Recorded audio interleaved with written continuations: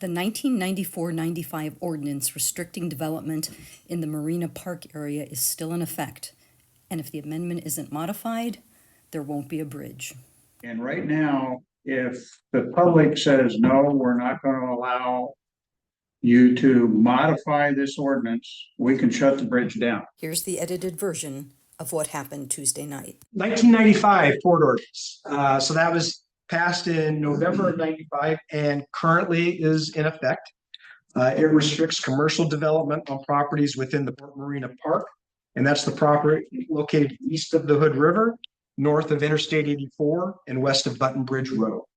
That were zoned commercial on the City of Hood River's 92 zoning map.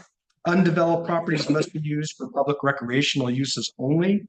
Existing structures and infrastructures on developed properties may be maintained and renovated. So although the ordinance already permits existing structures within the Marina Basin to be renovated, staff recommends that at some point, this ordinance will need to be amended to clarify the intent of those recreational uses, but more importantly, to ensure that the bridge replacement efforts can continue at that identified location. That is super important to the new bridge, that not many people knew of this ordinance as the bridge got cited. And right now, if the public says, no, we're not going to allow you to modify this ordinance, we can shut the bridge down. There's no other place for that bridge to go. It's got to go right in there. So we got to have a sliver of land there to allow that bridge to land there. And I don't think the ordinance ever thought there would be a replacement bridge for that way, I would think.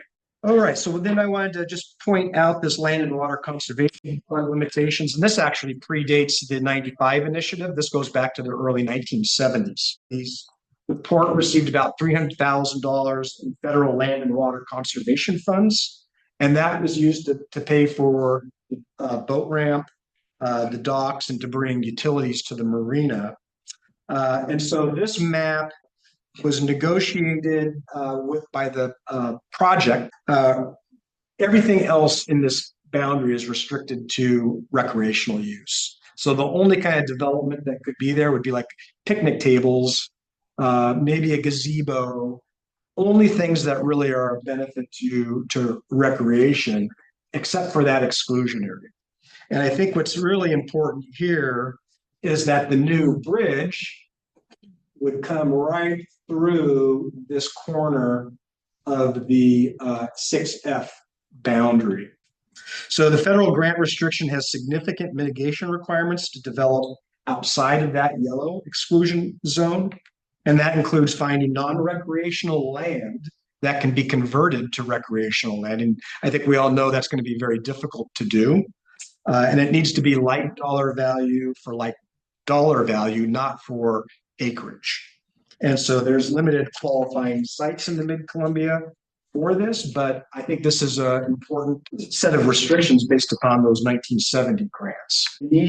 Bridge tolls cease being used for general fund operations in 2026. Port operations need to be self-sufficient without reliance on tolls. The DMV and old chamber buildings lose money annually.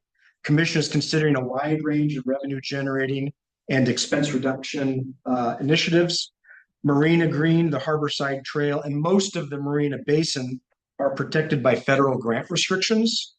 The ordinance will need to be amended to at least accommodate the bridge replacement project. And if there were to be some type of a land lease in this area, 100% of it could be used to offset park expenses in that same location. So I'll just basically conclude, and this is really a discussion item for the Port Commission at this point, but really some of the options are to amend the ordinance to include some of the things that have been discussed tonight. It sounds like there's some ordinance language cleanup that definitely needs to happen to allow for the bridge efforts to continue. So we really need to just look at how do we clean up the language to benefit that, to protect the public open spaces of what the people want, And then also to be able to maximize the port's ability to help fund some of their parks and recreation. So I feel like we just need to decide if we want to move forward in restructuring the language of the existing ordinance and amend it. Or do we want to scrap it and, you know, revoke it? My thoughts are that I would recommend to staff that we do amend the ordinance to clarify it.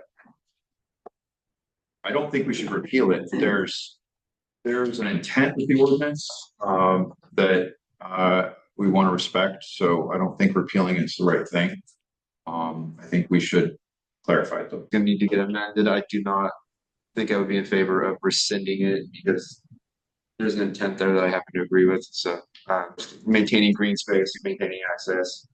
I don't think any of us would ever develop anything without either maintaining or increasing it, but that's irrelevant tonight. I don't think rescinding it would be the right thing to do.